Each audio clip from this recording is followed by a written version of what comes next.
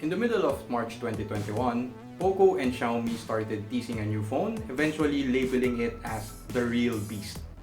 Teasers were made on different platforms such as Facebook, Shopee, and Lazada, and on March 22, they finally released the beast, the Poco F3.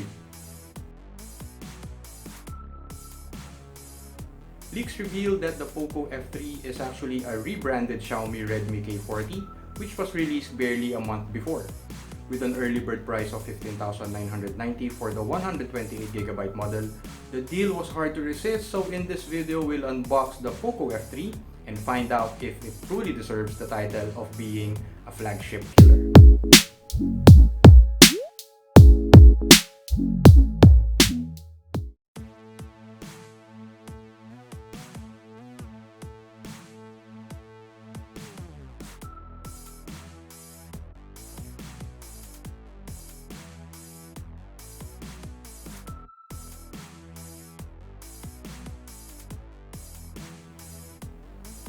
So inside the box, you have the pin, of course, some Poco stickers,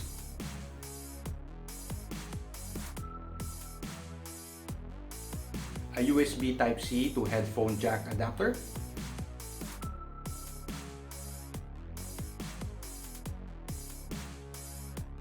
a clear case, and a 33-watt charger.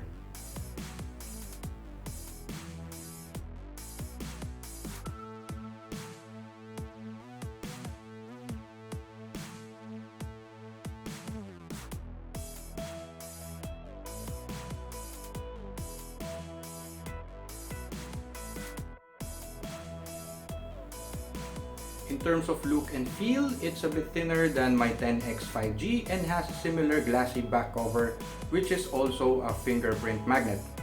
Fingerprints aside, the build looks premium and is protected by the Corning Gorilla Glass 5. So what stood out for me was the 120Hz refresh rate of the display. You can really feel the smoothness of the scrolling and navigating through your phone.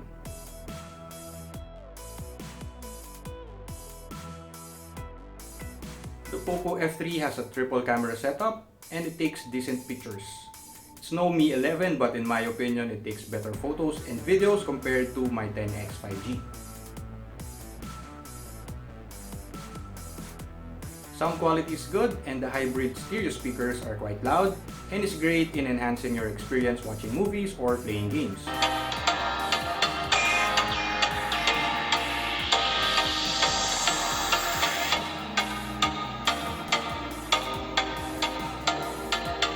Performance-wise, I have yet to fully push the boundaries of the phone, but with the Snapdragon 870 chipset, it should handle your daily tasks. So what I'll do is upload another video after I've fully tested the phone, but for my first impression, here's a summary of what I like and I don't like so far about this phone.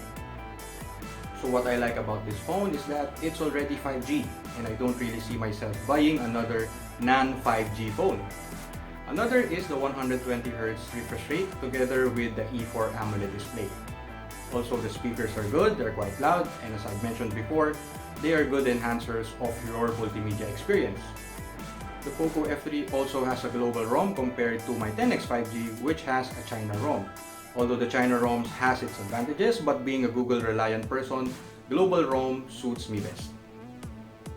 And the most important thing that I like about this phone is the price.